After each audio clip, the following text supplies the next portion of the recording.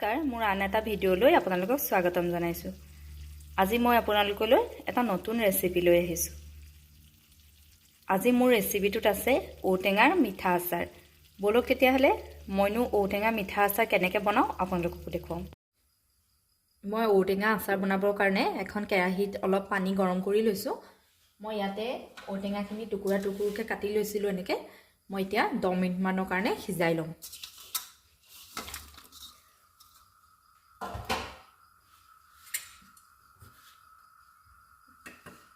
ইয়াতে মই অকণমান নিমখ দি দিছোঁ।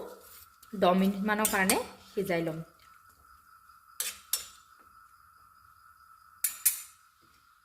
মই 10 মিনিটৰ কাৰণে ঢাকন মাৰি থৈ দিছোঁ।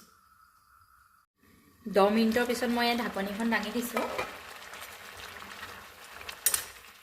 মই এই ঔটেঙাখিনি সিজিছেই। মই এতিয়া এটা ফুটা খৰাহীত আধা ঘণ্টামানৰ কাৰণে পানীখিনি যাবলৈ কাৰণে থৈ দিম। মই এতিয়া পানীৰ পৰা টুকি পেলাম। মই এটা খৰাহীলৈ টুকি দিছোঁ এয়া। এতিয়া মই এনেকৈ পানীটো যাবলৈ দিম।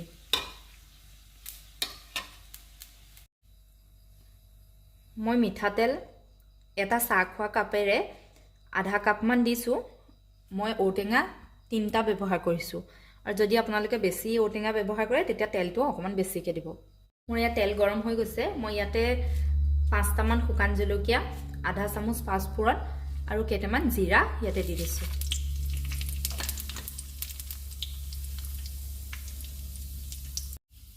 মোৰ জিৰা আৰু পাঁচফোৰণ ফুটিছেই। মই ইয়াতে ঔটেঙাখিনি দি দিছোঁ।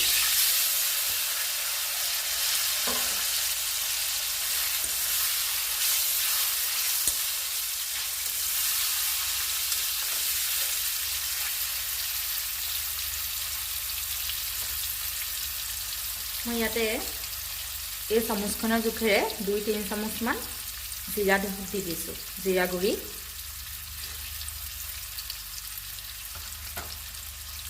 আৰু 1 চামুচ ৰেড চিলি পাউডাৰ দি দিছোঁ। মই এতিয়া অকণমান দেৰি কাৰণে ভাজি ল'ম।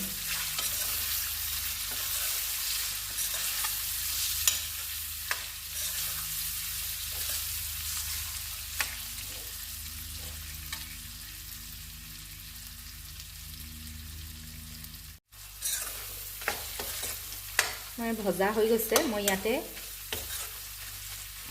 যেহেতু মিঠা আচাৰ, মই সেইকাৰণে এই কাপটো জোখেৰে 1 কাপ গুড় ইয়াত দিম। মই গেছটো কমাই থৈছোঁ। এতিয়া এনেদৰে অকণমান দেৰি ভাজি থাকিম।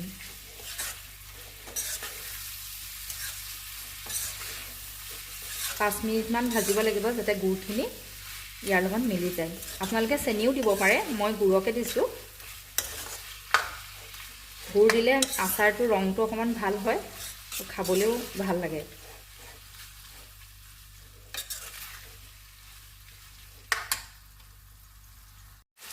মই এয়া ঔটেঙা মিঠা আচাৰ মোৰ ৰেডি হৈ গৈছে। আপোনালোকে বাৰু এনেদৰে বনাই চাইছেনে? বনোৱা নাই যদি এবাৰ বনাই চাবচোন। মোৰ এয়া ঔটেঙাৰ মিঠা আচাৰ ৰেডি হৈ গৈছে। আপোনালোকে বাৰু এনেদৰে বনাই খাই চাইছেনে? বনোৱা নাই যদি এবাৰ বনাই খাই চাবচোন। খাবলৈ বৰ ধুনীয়া হয়, লুচিৰ লগত খাবলৈ বৰ ধুনীয়া হয়।